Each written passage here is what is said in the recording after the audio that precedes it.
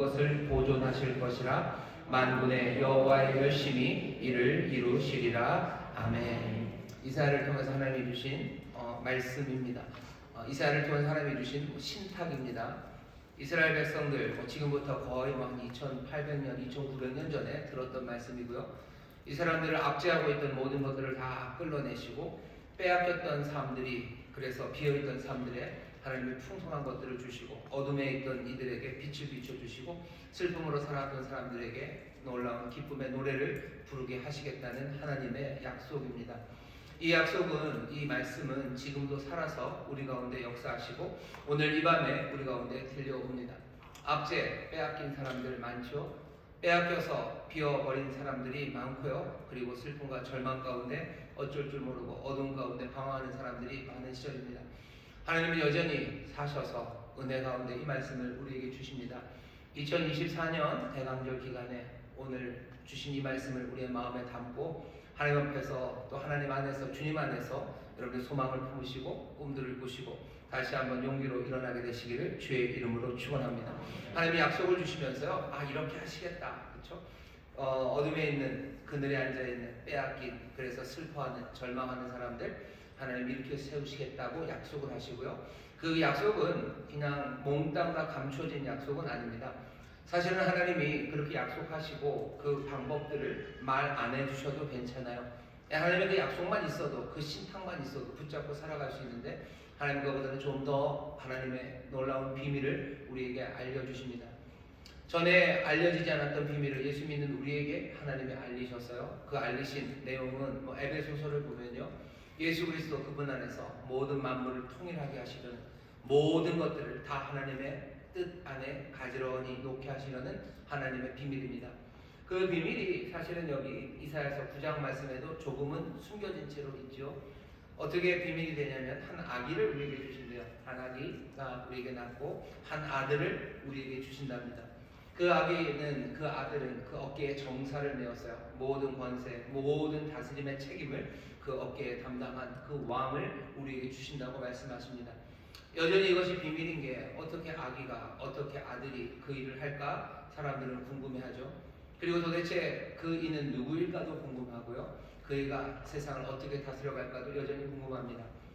신탁의 그 신비 내지는 수수께끼는 여전해요. 아들을 주시는, 왕을 주신다고 해놓고요, 그 아들의 이름을 말합니다. 오늘 왕의 이름은 이렇다 하면서 그 비밀을 여기다 담아놓고 있습니다. 우리의 삶을 새롭게 하시는 하나님의 뜻이 우리 가운데 분명히 이루어질 텐데 어떻게 이루어지는지에 대해서도 오늘 우리에게 알려주십니다. 하나님의 약속을 굳게 붙잡으셔. 그리고 하나님이 어떻게 그 일을 행하실 건지에 대해서 여러분들 말씀을 듣고 기대하십시오. 그리고 그 기대 가운데 내가 어떻게 살아가야 될지, 그 기대가 내 삶을 인도하는 그 길이 뭔지 발견하시는 겁니다. 빛이 임한다고 하셨어요. 빛을 비추신대죠. 그 빛은 우리를 인도해 갑니다. 우리에게 소망을 주셔요. 소망은 우리를 움직여가요.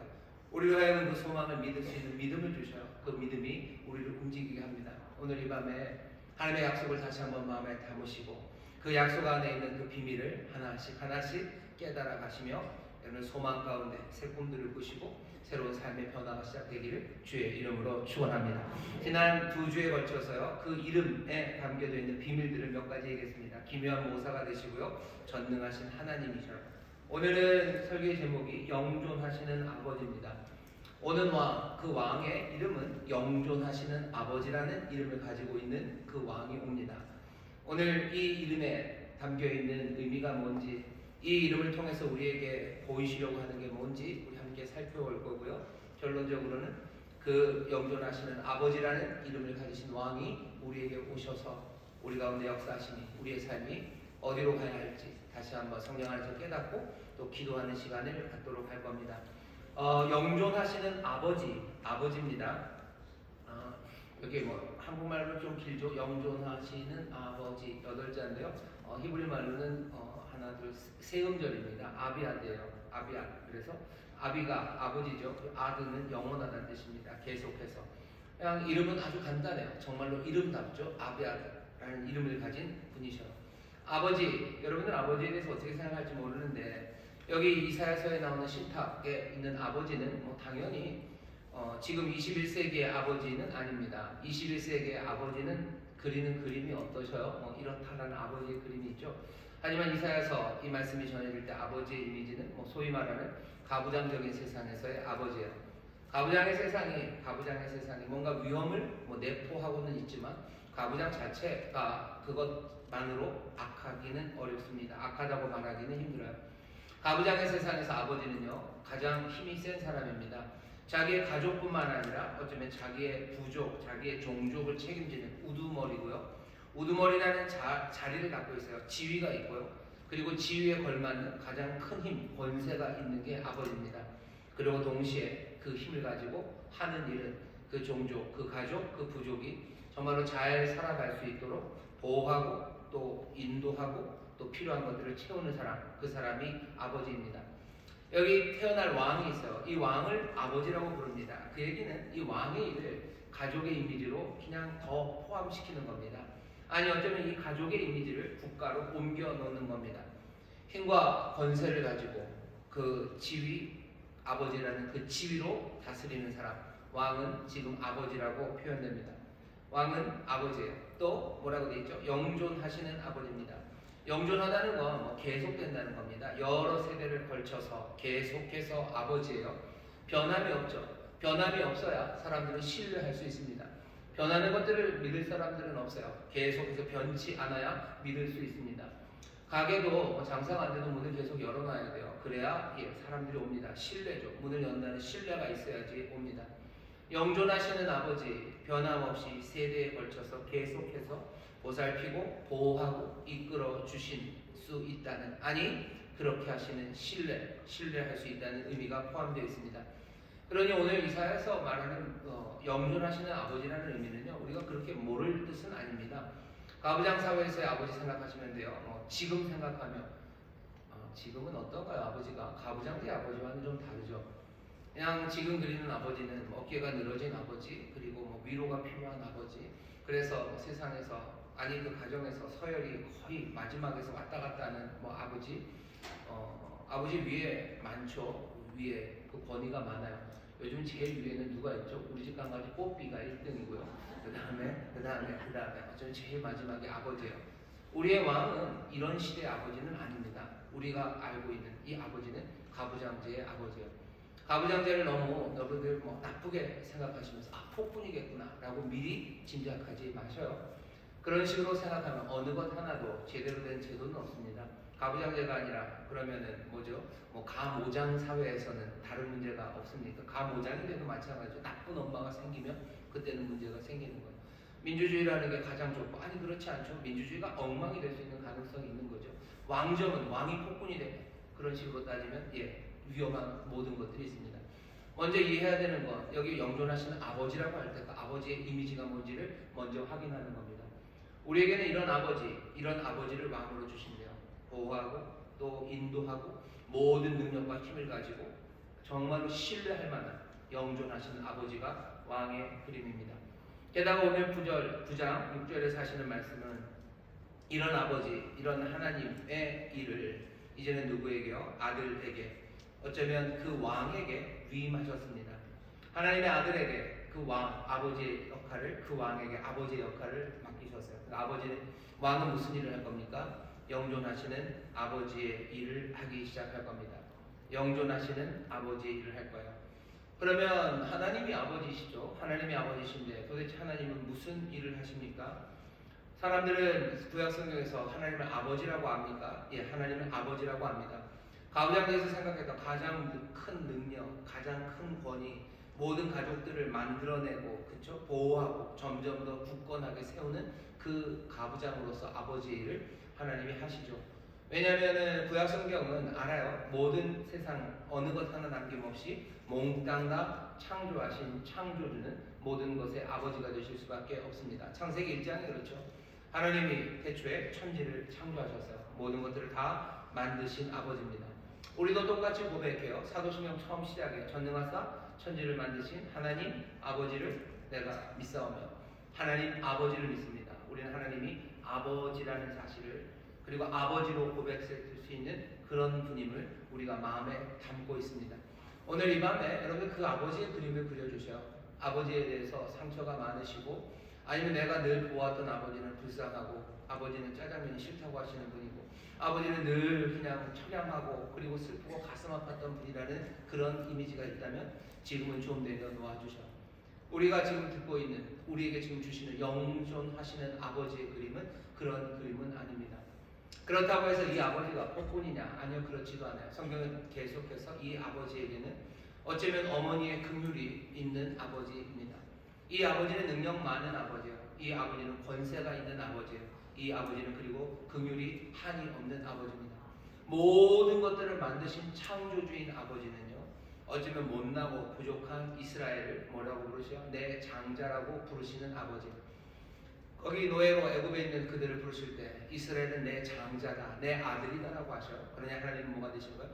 아들을 둔 아버지가 되시기를 원하시는 분이죠. 하나님은 아버지가 되길 원하십니다. 누구에게? 못난 이 노예들에게. 그래서 끌려온 이 어리석은 사람들에게. 그래도 하나님은 아버지가 되고 싶어 하시는 그런 아버지십니다.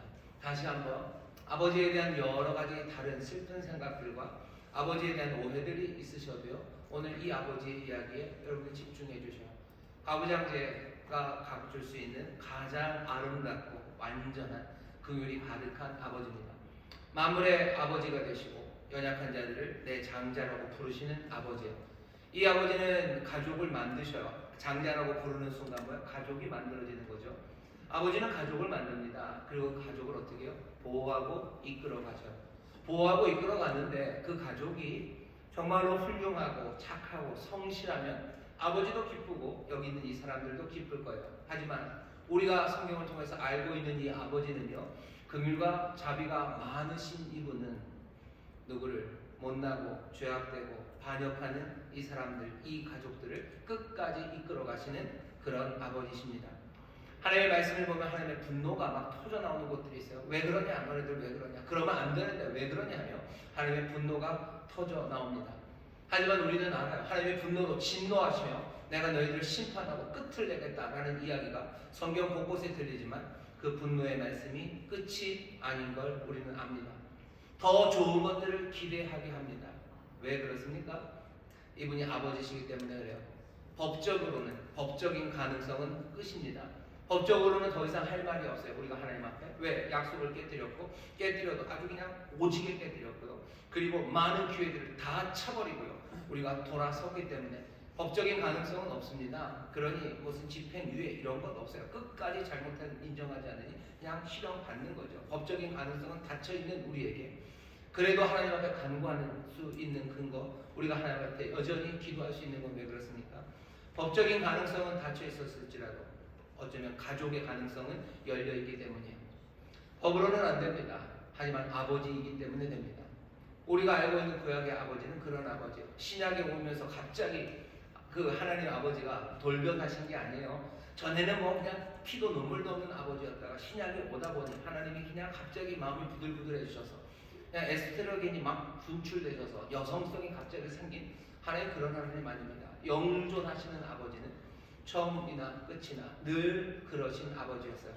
세상을 만드신 창조주 아버지는 우리를 아들이라고 부르시는 우리의 아버지입니다. 우리를 가족으로 만드시고 못난 우리를 보호하시고 인도하시며 하나하나 하나님의 가족답게 형성해 가셔 만들어 가시는데 거기에는 능력이 사라지지 않아요. 거기에는 그 권위가 사라지지 않아요. 그리고 거기에는 하나님의 긍휼과 자비하심이 사라지지 않습니다. 그러니 분노와 진노의 말씀 그것이 끝이 아니라고 우리는 더 좋은 일을 할 것을 기대하며 아버지에게 기도하며 간구하며 살아갑니다. 아버지의 사랑에 호소하는 거죠. 하나님도 그렇게 얘기하셔요. 내 아들을 어떻게 놓겠느냐. 이 사람들 한 민족, 한 국가로 이스라엘을 대할 때는 하나님과 약속이 깨졌으니 그냥 버려야 돼요. 하지만 여기는 내 아들이에요. 내 아들을 내가 어떻게 보냅니까? 내가 내 아들을 어떻게 그렇게 합니까? 어머니들 생각해 보라는 거죠. 어떤 어머니가, 어떤 어미가 젖 먹는 아이를 잊겠느냐? 잊는다는 게 깜빡 까먹는다는 게 아니에요. 젖 먹는 아이를 잊어버리는 거예요. 그냥 아예 보내버리고 상관없이 하겠냐? 젖 먹는 어미가 누가 그러네? 아니 혹시 젖 먹이는 어미가 그럴지 몰라도 나는 그럴 수 없다고. 너희들의 모든 눈물이 그 통곡이 항상 내 눈앞에 있고요. 내 손에 너의 이름을 새겨놨는데 내가 어찌 너희를 잊겠냐고 하나님이 하시는 말씀입니다. 영존하시는 아버지셔. 이 아버지는 가부장의 아버지입니다. 능력 많고 힘 많고 권세 많으신 분이에요. 자기의 가족, 자기의 부족, 자기의 종족을 지키는 일에 온 힘을 다하시는 아버지셔.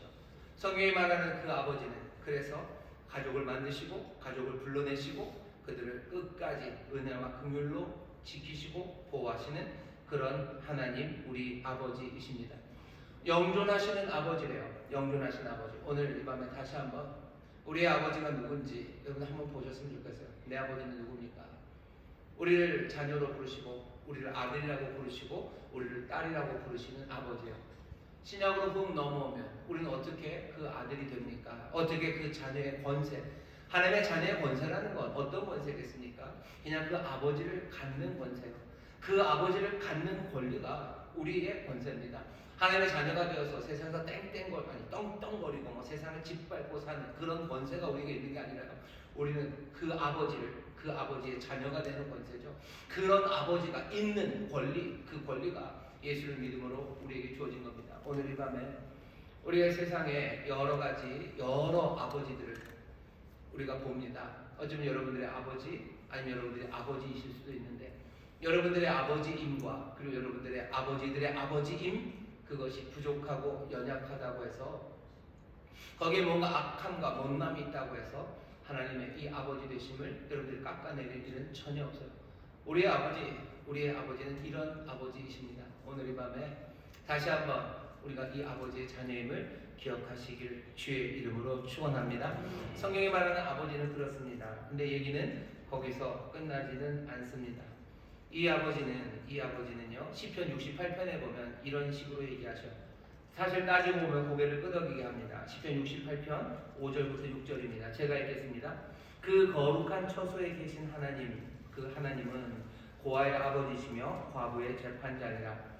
하나님은 고독한 자로 가속 중에 처하게 하시며 수금된 자를 이끌어내사 형통케 하시느니라. 오직 거역하는 자의 거처는 메마른 땅이로다. 거역하면 메마른 땅일 거예요. 하지만 하나님 어떤 하나님이셔? 고아의 아버지가 되십니다. 그분은 고독한 자로 가속 중에 처하게 하셔요. 고독한 사람들, 그 사람들을 가족에 처하게 하십니다. 가족 안에 거하게 하셔요. 하나님은 고독한 사람들을 가족으로 부르시는 분입니다. 이 고독한 사람은 누굽니까? 고독한 기타면요? 아니요, 혼자 떨어져 있는 사람들이요. 혼자 떨어져 있는 사람들, 혼자 버림받은 사람들, 메마른 땅에 있는 사람들. 거역하는 사람들은 메마른 땅에 있을 겁니다. 하지만 하나님께서는 이 고독한 자를 가족 중에 처하게 하시는, 가족으로 부르시는 하나님이죠. 고아의 아버지가 되시겠답니다. 고아가 뭐예요? 고아가 홀로 고자죠. 고아는 홀로 있는 사람이에요. 그러니 6절에 시편 68편 6절에는 하나님은 고독한 자로 가족 중에 처하게 하신다는 이야기는 그냥 고아에 관한 이야기입니다. 고아가 꼭 부모님이 없는 사람들만 말하는 건 아닐 겁니다. 가장 약한 사람에 관한 이야기고요. 홀로 떨어져 나온 사람들에 관한 이야기입니다. 하나님은 연약하고 불쌍한 사람들의 아버지가 되시겠다고 얘기하셔요. 그럼 난 아닌가 보다. 난 부유하고 잘났으니까. 그런 사람들은 어디에 거하는 거예요? 메마른 땅에 거하게 될 겁니다. 하나님은 가족으로 부르시는 분이셔. 아버지십니까? 아버지십니다. 가족을 만드셔. 어떻게 만드셔? 고독한 자들을 부르셔. 하나님이 낳으신 분, only begotten이라고 그래가지고 독생하신 하나님은 계셔. 하지만 하나님이 우리를 낳았습니까? 그렇진 않죠. 하지만 염려하지 마세요. 우리를 부르십니다. 우리를 가족으로 부르셔요. 하나님은 그런 분이시랍니다. 고아들을 불러서 가족이 되게 하십니다. 죄수들을, 갇힌 사람들뿐만 아니라 세상의 가장 약한 자들, 그 사람들을 보호하시고 가족으로 삼으시는 그분, 그러니 그분이 찬양받기에 합당해요. 그러니 시편 68편 4절에 보면 뛰놀라 그러죠. 너희들 뛰놀라라, 너희들 기뻐라. 왜? 5절 6절입니다. 하나님은 고아의 아버지가 되시고 과부의 재판장이 되셔요. 고독한 자들을 가족으로 부르셔요. 갇혀있는 사람들을 형통하게 하시고 오직 버림받아 메마른 땅에 있는 사람들은 누굽니까? 여기 거역하는 사람들 뿐입니다. 하나님은 그런 아버지가 되십니다. 하나님은 그런 아버지예요. 그러니 누구든지 믿는 자, 하나님의 자녀가 되는 권세를 주신다고 하시는 거죠. 누구든지 믿고 오는 사람들, 하나님의 가족으로 부르시려고 합니다. 그러니 이스라엘에게 맡겨진 사명은 뭐겠습니까? 하나님이 고독한 사람들을 가족으로 부르시는 것처럼 어떻게 해야 돼요? 많은 고독한 사람들, 고아와 가부들을 가족 안으로 불러들이는 것, 그것이 이스라엘이 해야 될 일입니다. 그 가족을 누가 돌보십니까? 하나님이 돌보셔요. 왜? 하나님이 아버지이시기 때문입니다. 오늘 말씀을 더 읽다 보면 그 왕의 임무를 누구에게요? 아버지의 일을 누구에게? 왕에게 맡긴 겁니다. 우리에게 아기가 나서 한 아들을 주었어요. 그 어깨에는 정사를 주었습니다. 그분은 왕이에요.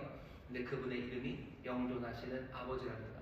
왕은 이 아버지의 일을 하는 사람입니다. 아버지가 했던 그 특징적인 일, 고아의 아버지가 되고 고독한 자들을 불러서 가족을 만들고 그 가족을 보호하고 그것이 어렵고 힘들고 끝까지 긍휼로 그 능력으로 하나하나 그 가족을 풍성하게 만드는 것, 그것이 왕의 일입니다. 왕은 그 일을 하는 사람이에요. 왕은 그 아버지의 일을 하는 사람입니다. 그 일을 영존하시는 아버지예요. 세대에 걸쳐서 계속해서 그렇게 할 수 있다는 신뢰를 줄 수 있는 사람, 그 사람이 왕입니다. 이 종족 전체를, 가족 전체를 보호하는 이 아버지의 일을, 하나님의 일이죠. 아버지의 일이라는 건 하나님의 일입니다. 그리고 이제는 결국 그것이 왕의 일이 됩니다. 한 나라의 안위를 보장하는 거죠. 그 안에 정말로 어렵고 힘든 사람들을 보호해야 되는 것, 그것이 왕의 일입니다. 그런데 이 일을 실패하면 어떻게 되겠습니까? 실패하면 결국 고난이 닥치는 거예요. 가부장제 사회에서 아버지가 아버지의 역할을 제대로 하지 못하면 그때부터는 그 가정에는 병비, 풍파가 생기기 시작하는 거고요. 온갖 고난 그리고 위험에 노출될 수밖에 없습니다. 왕이 잘못하면 그렇게 되는 거죠. 에스겔서 34장에 보면 이 일이 나옵니다. 이제 유다는 망할 거예요. 에스겔을 통한 하나님이 예언하십니다. 유다는 망해요. 왜 망해요? 하나님이 세워놓으신 목자가, 하나님이 세워놓으신 그 왕이 왕의 일을 못하기 때문입니다. 왕이 뭘 못했는데요? 왕이 아버지의 일을 못한 겁니다. 여기서 왕이 아버지라는 걸 좀 잘 생각하셔야 돼요. 뭐냐면 왕은 사람들이 생각할 때 여러 가지 일들을 뭐 정복하고 뭐하고 뭐 나라의 위상을 올리고 뭐 그런 일들 하는데 아버지는 그것과는 조금 느낌이 다르죠. 에스겔서에서도 보면 34장 2절부터 제가 읽겠습니다. 왕이 뭘 못했는지. 인자 너는 이스라엘 목자들을 쳐서 예언하라. 그들 곧 목자들에게 예언하여 이르기를 주 여호와의 말씀에 자기만 먹이는 이스라엘 목자들은 화 있을진저 목자들이 양의 무리를 먹이는 것이 마땅치 아니하냐. 너희가 살찐 양을 잡아 그 기름을 먹으며 그 털을 입되 양의 무리는 먹이지 아니하는도다. 너희가 그 연약한 자를 강하게 아니하며 병든 자를 고치지 아니하며 상한 자를 싸매어 주지 아니하며 쫓긴 자를 돌아오게 아니하며 잃어버린 자를 찾지 아니하며 다만 강포로 그것을 다스렸도다.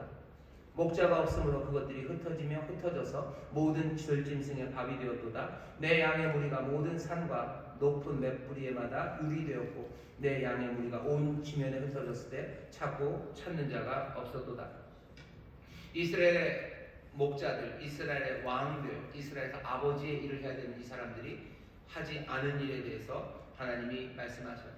왕은 아버지의 일을 해야 됩니다. 하나님의 일을 해야 됩니다. 하나님 아버지의 일을 해야 되는 게 왕인데 왕이 그 일을 안 한 겁니다. 책무를 수행하지 않은 거예요. 뭘 안 했습니까? 여기 보면 뭐 전쟁에 승리를 하지 못했다 이런 얘기는 없어요. 양떼를 먹이지 못했어요. 연약한 자를 강하게 하지 못했습니다. 병든 자를 고치지 못했어요. 상한 자를 싸매지 못했습니다. 쫓기는 자 돌아오게 하지 못했고 잃어버린 자를 찾지 않았습니다. 아버지로서 해야 되는 그 일들을 왕이 하지 않아요. 그러니 쫓겨가고 유리하고 방황하고 그렇게 사람들은 처절하게 무너져 내리는 겁니다. 하나님이 하시는 말씀이요. 우리의 세상이 왜 엉망이 됩니까? 왕이 왕의 일을 못하기 때문이죠. 아버지가 없기 때문입니다. 아버지가 없는 사람들, 고아들의 삶입니다. 외롭고 고독한 사람들이요. 지키는 이 없는 사람이요. 아무도 돌보지 않아요. 내가 쫓겨가도 나에게 와서 나를 다시 돌아오게 하는 이 없고 내가 굶어도 나를 먹이는 사람 없습니다. 내가 연약할 때 나에게 힘주는 사람 아무도 없고 내가 병들고 상했을 때 나를 고치고 싸매는 사람이 없어요. 고독한 사람, 고아들입니다. 아버지가 없기 때문이에요. 하나님이 아버지가 되시는데 그 아버지가 왕에게 아버지의 일을 맡겼는데 그 왕이 그 일을 하지 않습니다. 그럼 이제 어떻게 합니까? 어쩔 수 없어요. 하나님이 친히 하십니다. 에스겔서 34장 12절부터 보면 이제 하나님이 하시는 말씀이 그래요. 11절부터 제가 읽겠습니다. 에스겔 34장입니다.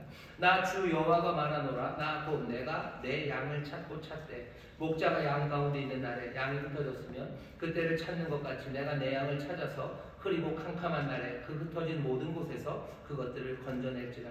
내가 그것들을 만민 중에서 끌어내며 열방 중에서 모아 그 본토로 데리고 가서 이스라엘 산 위에와 시냇가에와 그 땅 모든 거주지에서 먹이되 좋은 꼴로 먹이고 그 우리를 이스라엘 높은 산 위에 두리니 그것들이 거기서 좋은 우리에 누워 있으며 이스라엘 산 위에서 살진 꼴을 먹으리라. 나 주 여호와가 말하노라. 내가 친히 내 양의 목자가 되어 그것들로 누워 있게 할지라. 그 잃어버린 자를 내가 찾으며 쫓긴 자를 내가 돌아오게 하며 상한 자를 내가 싸매어 주며 병든 자를 내가 강하게 하려니와 살찐 자와 강한 자는 내가 멸하고 공의대로 그것들을 먹이리라. 하나님이 친히 하신대죠. 내가 그 일을 하신답니다. 이제 왕이 실패해요. 왕이 아버지 일을 못합니다. 그러면 하나님 아버지가 그 일을 하는 거예요. 그러니까 뭐라 그래야 되죠? 아버지인 왕이 그 일을 못합니다. 영어로 말하면 뭐 Father King이에요. Father King이 그 일을 못하면 이제는 누가 하신다는 거예요? 아버지 하나님이 하셔요. Father God이 그 일을 하시겠답니다. 그게 반드시 이 일을 이루시겠다고 하나님이 하시는 말씀이에요. 영존하시는 아버지입니다. 영존하시는 아버지. 그 일을 왕에게 맡기셨으나 왕들에게 맡겼지만 그 일이 안 되면 이 영존하시는 아버지는 그 일을 위해서 직접 오십니다.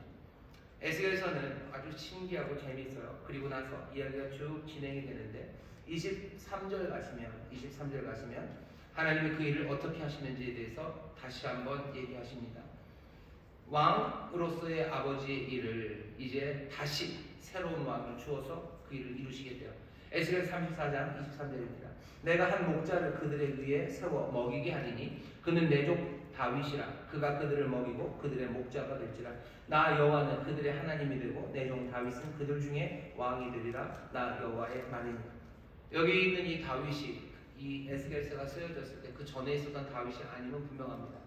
하나님의 왕을 주시겠다는 거예요. 그 왕이 뭐 하겠다는 거예요? 여호와의 일을, 정말로 이 아버지의 일을 감당할 그 왕을 주시겠다고 말씀하시는 겁니다. 이 주시는 왕은 아버지 하나님과 같지는 않아요. 하지만 아버지 하나님의 일을 하는 겁니다. 오늘 우리가 이 말씀을 이제 보면 이해가 돼요. 아, 영존하신 하나님, 왕은 그 일을 하겠구나. 정말로 좋으신 아버지의 그 일을 하겠구나. 그리고 우리가 또 하나 더 아는 게 있죠. 바로 그 분이 누군지 우리는 압니다. 예수 그리스도, 이 대강절의 기간에 아기 예수로 오셨던 그분, 하나님의 아들이신 그분, 우리의 왕이 되신 그분을 우리는 기억합니다. 근데 오늘 말씀은 여러분이 조금 조심하셔야 돼요. 뭐냐면 앞에 이사야서를 통해서 주었던 그 신탁의 비밀의 이름들, 기묘한 모사, 전능하신 하나님, 그리고 오늘 영존하시는 아버지 말고 여기 다음에 갈 평강의 왕이라는 이름은요. 아, 예수님은 기묘한 모사십니다. 예수님은 전능하신 하나님이십니다. 예수님은 평강의 왕이십니다. 라고 그 이름을 그냥 갖다 붙이는데 별 문제가 없어요. 하지만 예수님은 영존하시는 하나님입니다. 라고 말하는 건 조금 조심스러워야 됩니다. 예수님은 영존하신 하나님입니다. 라고 잘 말을 안 합니다. 잘 말을 안 해요. 왜 말을 안 하는지 여러분들이 아실 겁니다. 왜냐하면 우리는 하나님 아버지를 알기 때문에 그래요. 하나님 아버지를 알아요. 예수님도 늘 하나님을 아버지라고 부르셨어요. 자기가 아버지라고 하신 적이 없어요. 늘 예수님은 자신을 아들이라고 부르셨고요. 하나님을 아버지라고 부르며 기도하고 사람들에게도 그렇게 가르쳐 왔습니다. 심지어 예수님께서는 마태복음에 보시면 사람들 누구에게라도 랍비라고 부르지 말아라, 누구에게라도 아버지라고 부르지 말아라, 누구에게라도 너 지도자라고 부르지 말아라 라고 하시며 자기 자신을 아버지라고, 선생이라고, 지도자라고 부르는 것, 그걸 금하시기까지 하셨어요. 그래서 우리가 뭔가 조금 느낌이 다르다는 걸 압니다. 아, 예수님을 영존하시는 아버지라고 부르기는 어려워요. 그러니 여러분들 그렇게 얘기하지 마십시오. 예수님이 영존하신 아버지다는 아니에요. 하지만 여기 이사야서에 나오는 말씀이 무슨 말인지는 압니다. 이 예수님은요, 그 아버지의 기능을 하는 거예요. 그것도 영존하시는 방식으로 그 일을 하시는 겁니다. 예수님이 이제 어떻게 하실 거예요? 우리를 먹이실 거예요. 양떼를 먹이실 거예요. 우리를 치료하고 싸매실 거예요. 잃어버린 우리를 찾아오실 거예요. 고독한 우리를, 고아 같은 우리를 고아로 남겨놓지 않으실 겁니다. 고아를 불러다가 가족을 삼으셨던 그 아버지처럼 오신 왕은, 그 아들은 아버지의 일을 합니다. 아버지의 일은 무슨 일이에요? 고아를 불러다가 가족을 만드는 일을 예수님 하셔요. 요한복음 14장 보면 예수님께서 제자들에게 하시는 말씀이 있죠. 제자들에게 뭐라고 그러십니까? 내가 너희를 고아처럼 버려두지 않으시겠대요. 내가 너희를 고아처럼 버려두지 않겠다. 내가 오겠대요. 고아가 아닌 사람들을 뭘로 만드셔요? 가족으로 만드십니다. 가족으로 만드시며 또 마태복음 내가 너희와 볼지어다 세상 끝날까지 너희와 함께 하신다죠. 영존하시는, 어쩌면 계속해서 함께 하시며 여전히 아버지의 일을 하셔요. 고아를 불러 모으시어 고아로 두지 않겠다. 요한복음도 19장 보면 예수님이 마리아 그리고 곁에 있는 사랑하는 제자를 불러서 보소서 아들이니라 어머니나 모셔라 하며 어떻게 해요? 가족을 만들어 가기 시작하셔요. 아들은 가족을 만듭니다. 아버지가 가족을 만들어요. 하지만 아들도 가족을 만들어 갑니다. 어떻게 아버지가 가족을 만드는 일을 아들이 만들어 갑니까? 왜냐하면 이 아버지인 하나님과 아들이신 예수님 사이에는 정말로 우리가 상상하기 어려운 아주 가까운 결속이 있기 때문입니다. 요한복음 14장 23절 보면 이렇게 되어 있어요. 사람이 나를 사랑하면, 예수님이 하시는 말씀입니다. 사람이 나를 사랑하면 내 말을 지키리니 내 아버지께서 그를 사랑하실 것이요 우리가 그에게 가서 거처를 그와 함께 하리라.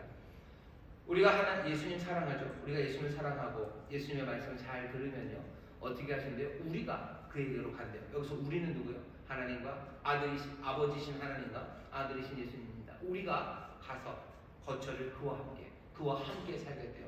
시편 68편에 있는 말이죠. 그 고독한 사람들은 하나님 어떻게 하셔요? 그 처소, 그 가족이 되게 하셔요. 우리가 예수님 사랑하면 예수님과 아버지는 같이 오셔서 우리를 가족으로 만드십니다. 예수님이 아버지는 아니에요. 하지만 늘 함께 하시기에 이 아들이신 예수님은 아버지의 일을 어쩌면 무리 없이 하나씩 해내십니다. 그래도 우리는 조금은 구별할 필요가 있어요. 예수님이 하나님 아버지십니까? 아버지는 아닙니다. 아들은 아들이에요. 아버지가 아닙니다. 그 구분은 좀 해주셔야 돼요. 하지만 이 아들은 정말로 이 아버지 하나님과 너무나 굳게 연결되어 있기에 아버지의 그 일을 세상의 어느 훌륭한 왕들과도 비교할 수 없을 정도로 그 귀한 사명을 온전히 감당해내시는 아들, 그 왕입니다. 한 아기가 우리에게 왔고 한 아들을 우리에게 주셨어요.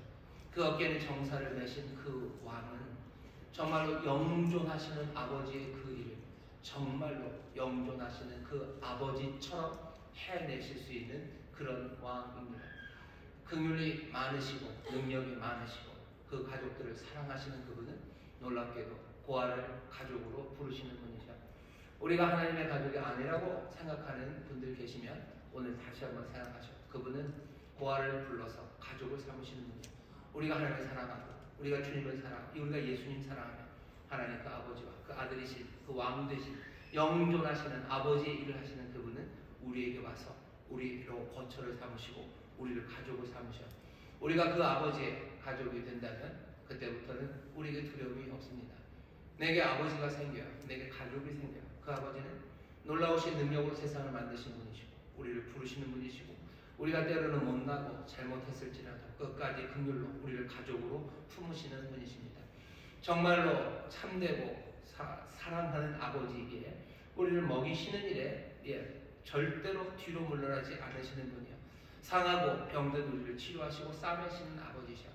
멀리 쫓겨가고 도망간 우리를 찾으러 오시는 아버지셔. 우리 아버지는 나 찾지 않아요. 아니 우리 아버지들은 그럴지 몰라도 하나님 아버지는 그렇지 않으셔요. 이 목자는 99마리 양을 두고라도 잃어버린 한 마리 양을 찾으러 나가시는 그런 왕입니다. 그런 아버지이십니다. 동전 잃어버려도 동전 하나 잃어버려도 그거 끝까지 찾고 기뻐하시는 그런 아버지죠. 우리에게 오시는 왕은 그런 왕입니다. 우리에게 오는 왕은 무슨 포고령을 쫙 내리고 이렇게 해라 안 하면 어떻게 한다라고 협박하는 왕도 아니고 뭐 이렇게 하면 너희들에게 돈을 주고 뭘 주겠다라고 하면 그렇게 대하는 왕이 아니에요. 우리의 왕은 아버지십니다. 느낌이 전혀 달라요. 우리의 왕은 능력이 많고 부유해서 우리의 삶을 못해 삐까번쩍하게 해준다. 아니 그런 뜻 아니에요. 우리의 왕은 우리의 영존하시는 아버지. 아니 우리는 아버지보다는 그냥 삐까번쩍하게 뭔가를 주는 무슨 그런 아주 부자가 훨씬 더 좋고 무슨 그런 능력 많은 카리스마 빵빵한 사람이 좋다고 우리는 말할지 몰라요. 하지만 우리가 영존하시는 아버지를 점점 깊이 볼 때마다 우리의 왕이 정말로 영존하시는 아버지, 그 아버지의 일을 한다는 사실에 우리는 감사하고 기뻐할 수밖에 없습니다. 노래하기 시작하는 거예요. 빛 가운데서 걸어가기 시작하고 우리는 새 자유를 누리기 시작합니다. 오늘 우리가 대강절 두 번째 주 금요 철야 이 어두운 시간에 모였습니다.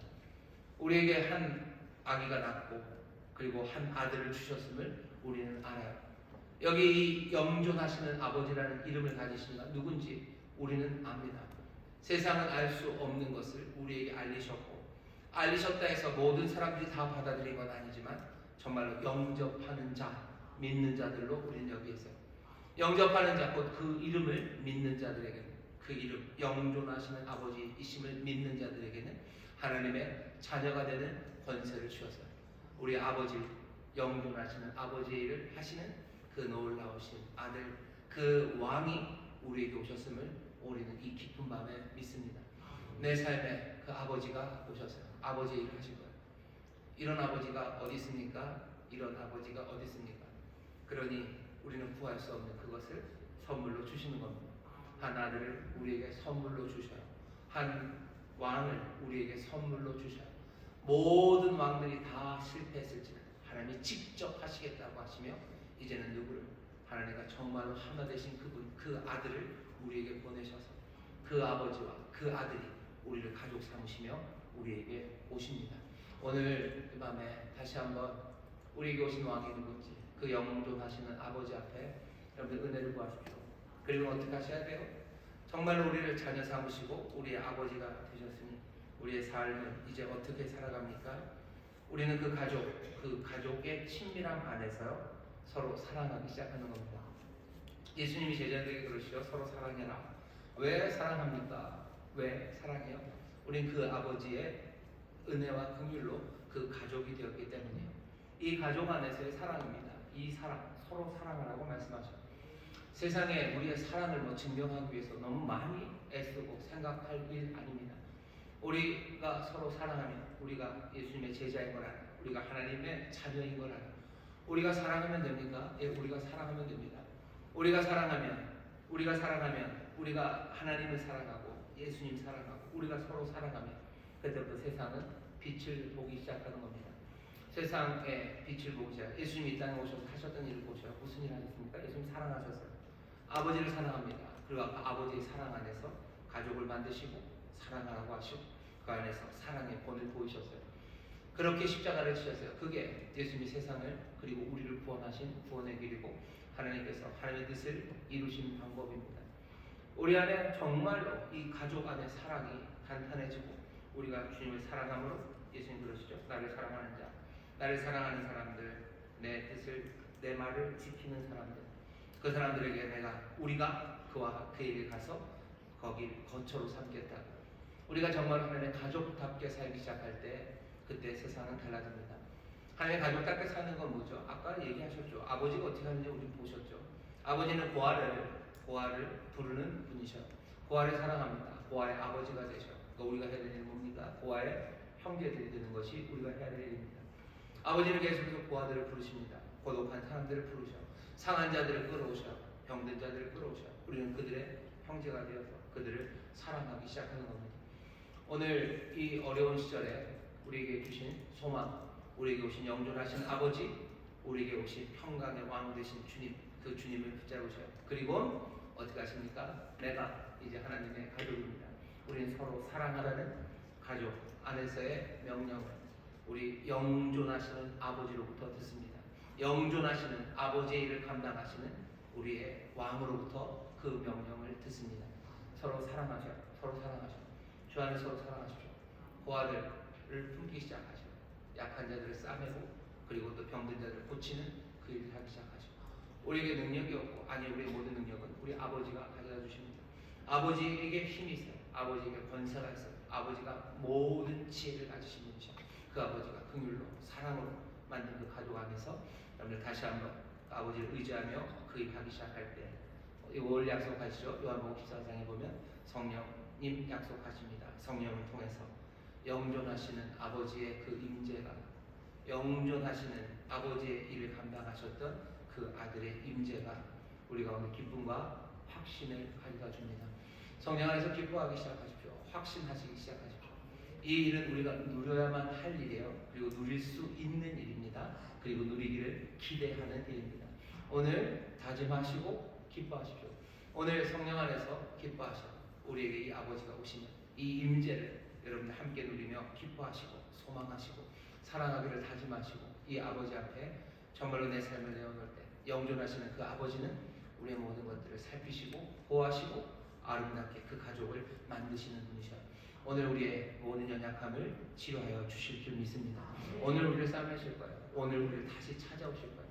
내 잃어버렸던 것 찾아주시고 나를 묶어놨던 것 꺾어주실 겁니다. 영존하시는 아버지는 그런 아버지, 그런 은혜와 긍휼 가득한 아버지시고 그 영존하시는 아버지를 향할 놀라운 왕은 오늘 우리와 함께 하시는 줄 믿습니다. 성령 안에서 확신하시고 기뻐하시고 또 기도하는 가운데 이 모든 아버지의 은혜 누리며 함께 즐거워하며 또 그 안에서 함께 더 사랑하기 시작하는 우리 모두가 되시기를 주의 이름으로 축원합니다. 기도하겠습니다. 하나님, 우리에게 하나님이라 우리에게 아들을 주십니다. 아버지는 귀한 선물을 주십니다.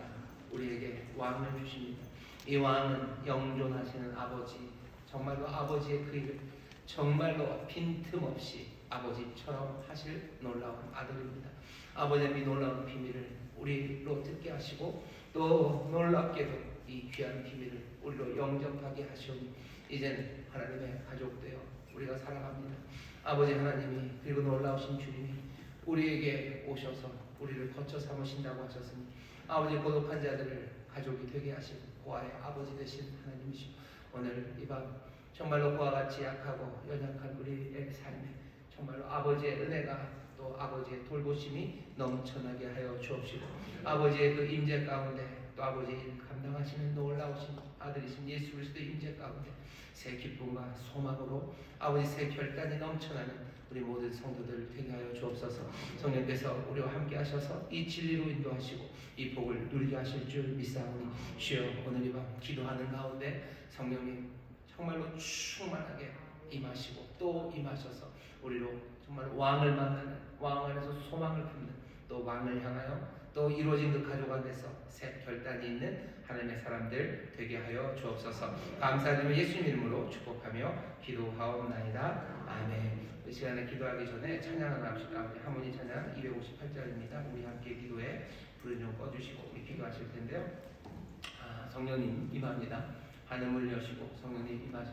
그 임재는 오시는 분, 그분은요 주의 영입니다. 하나님의 영입니다. 영존하시는 아버지의 영이요. 영존하시는 아버지의 일을 하시는 바로 그 아들의 영입니다. 오늘 우리 가운데 임재하시고 그 아버지를 만납니다. 아버지의 영이 우리 가운데 충만합니다. 아버지 계시니 우리의 삶을 살피실 겁니다. 아버지 계시니 우리를 보호하실 거고 아버지 계시니 우리를 용서하실 거고 아버지 계시니 우리의 삶을 붙잡으실 거예요. 모든 세상의 사람들, 왕으로 있는 사람들도 그 일을 못합니다. 왕으로 주어졌던 직위, 힘 가진 사람들이 오히려 우리를 힘들게 하고 지치게 만들고 아프게 한다는 걸 우리가 지금 보는 시점입니다. 정말로 참된 왕, 영존하시는 아버지, 그분이 우리의 소망이 분명합니다. 그분이 우리를 싸매시고 우리를 도우실 게 분명해요. 오늘 우리 기도할 때 정말로 하늘문 열리고 하나님의 영이, 아들의 영이 우리 가운데 임하셔서 그 왕의 놀라운 능력과 권세로 정말로 영존하시는 아버지의 은혜와 긍휼을 우리 가운데 베풀어 주실 줄 믿습니다. 우리는 이미 그것을 알아요. 한 아기가 우리에게 낳고 한 아들을 우리에게 주신 바 되었다는 걸 우리 이제 압니다. 그러니 또 약속하신 바 그대로 주의 영, 아버지의 영